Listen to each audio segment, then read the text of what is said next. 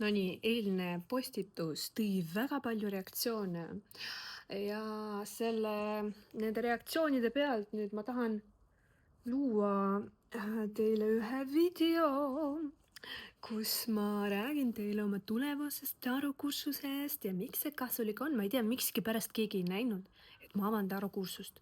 Et ma avan tarokursust koos Anatoliga. Saate tulla. Niisiis, mida ma siis tahan teiega konkreetsemalt jagada? Täna mulle kirjutas üks naisterahvas, kes ütles, et tegelikult ta kardab tarosid õppida, sest ta arvab, sest inimesed ütlevad, et tarode taga, tarode egregor on negatiivne ja must ja see on nagu paha.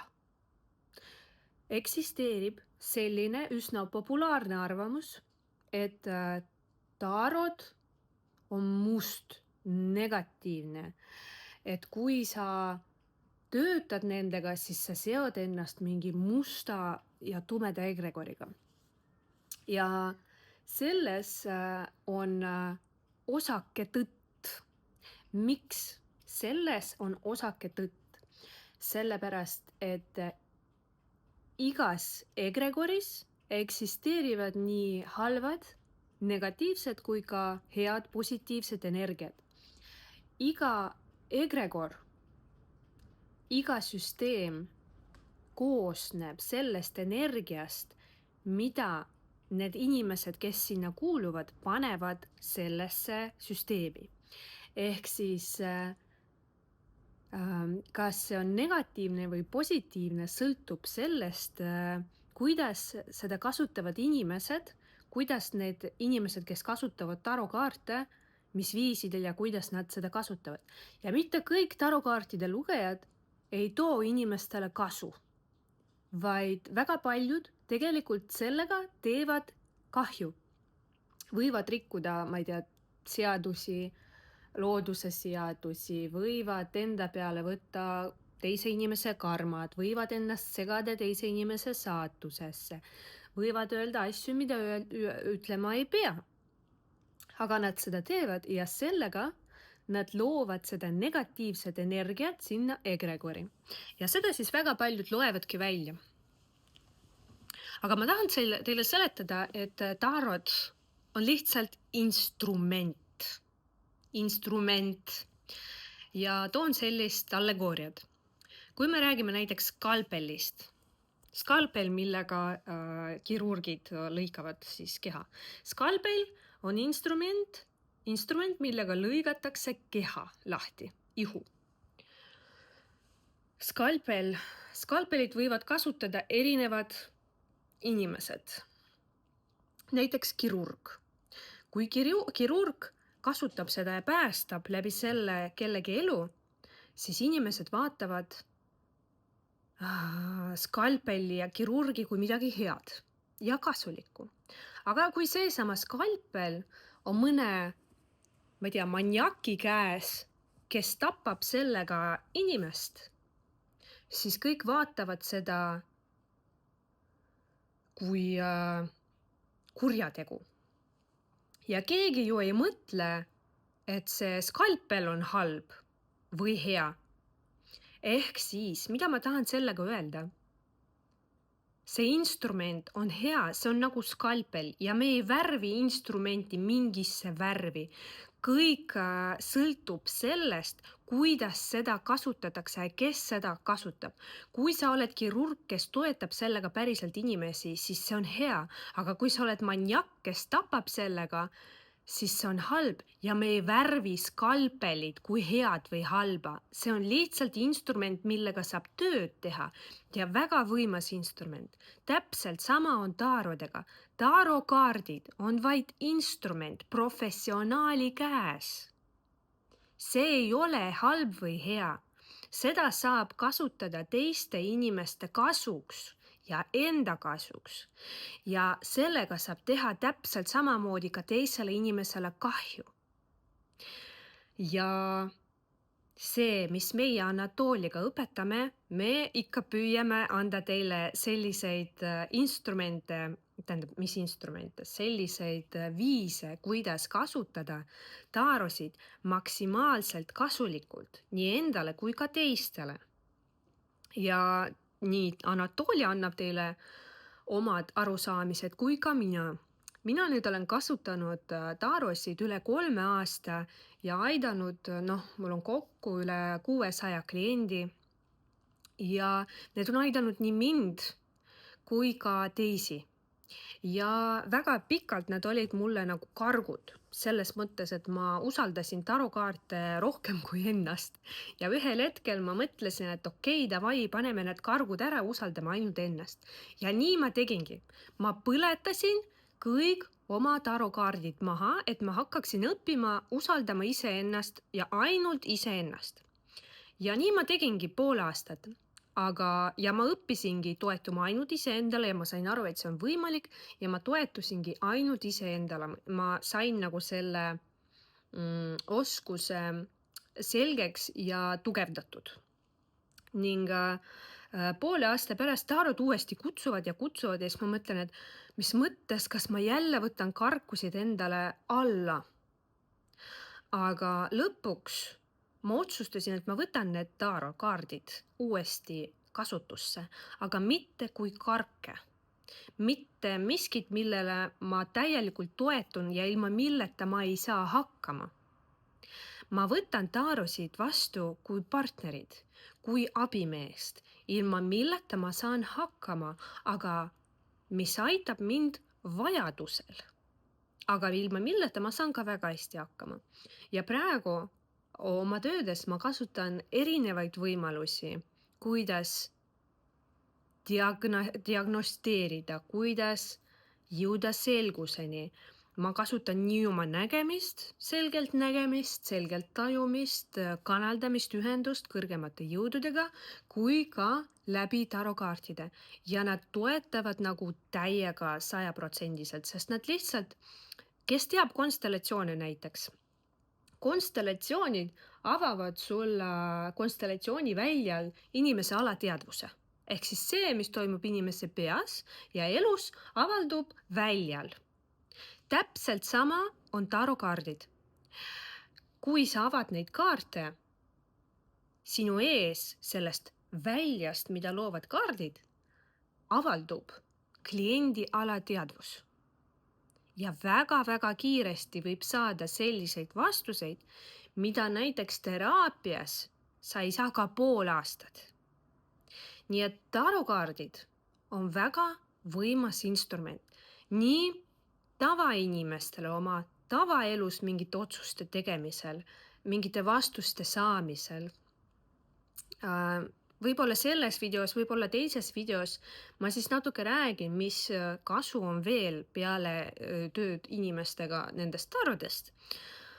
Võib-olla ma siin räägingi, et see läheb nagu päris pikalt, aga kes viitsib seda kuulata, ja kes ei viitsi, see astub edasi.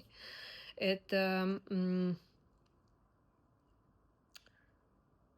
mis kasu minul on tarokaartides? Esiteks, ma kasutan seda oma töös. Oma töös inimestega.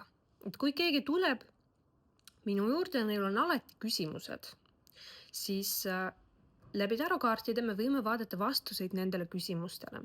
Me võime vaadata psühholoogilises mõttes näiteks tasandeid, mis tasandil asub juurpõhjus. Kui psühholoog. Näiteks, kas juurpõhjus asub psüühika tasandil,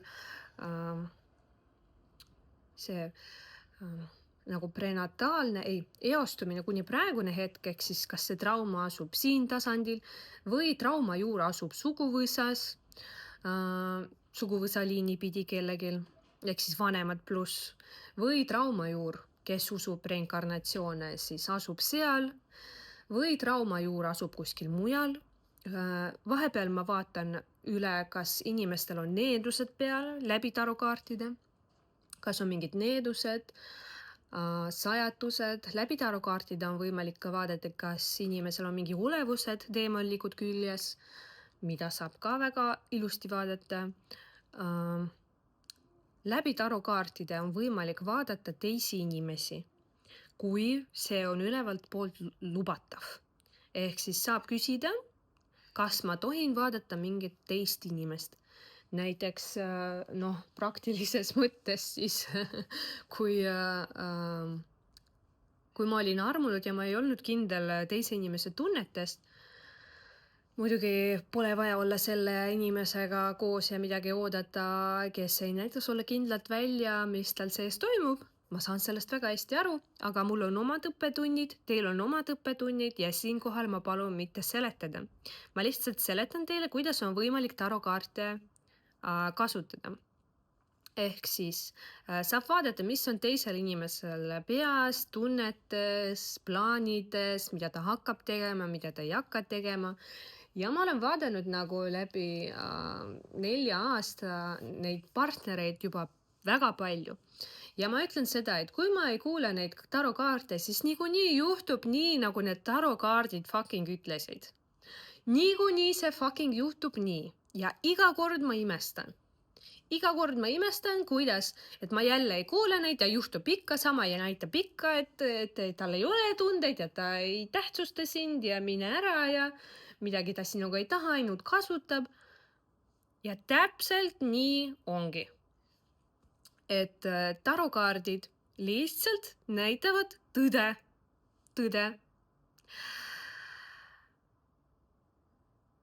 Mis veel saab siis vaadata läbi tarokaartide? Saab vaadata oma elu, saab vaadata mõistuse tasandid, mis näiteks oma mõistuse tasandid, ma arvan, mis mul elus toimub, mis reaalselt elus toimub, mis suhtetasandid saab vaadata. Karjääritasandid saab vaadata, kõike üldse saab vaadata. Minevikku saab vaadata, olevikku saab vaadata ja tulevikku saab vaadata. Ja tulevikku saab vaadata. Tulevik on tuleviku variatsioonides. Sellest ma räägin tarokursuselt lähemalt, kuidas formuleerib tulevik ja mis asi üldse tulevik on ja kuidas tarokaardid suudavad püüda neid tuleviku variatsioone. Et see on üks eraldi teema, aga kui ma kokkuvõtvalt ütlen, tarokaartidega saab vaadata tulevikku ja tuleviku variatsioone, mis ei ole alati muidugi 100%, aga väga kõrge tõenäosusega saab isegi numbriliselt välja arvutada, kui tõenäoline on antud tuleviku variatsioon. Mida saab veel tarokaartidega vaadata? Soovitusi saab vaadata. Näiteks, mis tasanditelt on võimalik vaadata tarokaarte? Isiklik alateadvus, ehk siis kliendi alateadvus. Saab vaadata enda alateadvust, saab vaadata kollektiivset alateadvust, ehk siis teisi inimesi läbi vaadata. Või mis iganes olukordi, nähtusi, whatever. Ehk siis, ma ei tea, näiteks sõda saab vaadata. Mis iganes. Mis tasandid veel? Veel on võimalik ühenduda tarokaartidega, näiteks mina väga tihti ühendun vaimu ja vaimsete õpetajate tasandiga ja palun, et nad räägiksid minuga nii otse kui ka läbi tarokaartide. Ehk siis ma ühendan tarokaardid kui instrumenti selle kõrgema vaimsuse tasandiga, vaimu kõrgema mina ja vaimsete õpetajate tasandiga. Ja siis nad ütlevad mulle nii otse kui ka läbi tarokaartide. Siis mul on nagu laiem pilt sellest, mis inimese elus toimub ja kuidas on võimalik lahendada konkreetseid situatsioone, millega inimesed tulevad minu juurde. Et see on ka väga-väga põnev.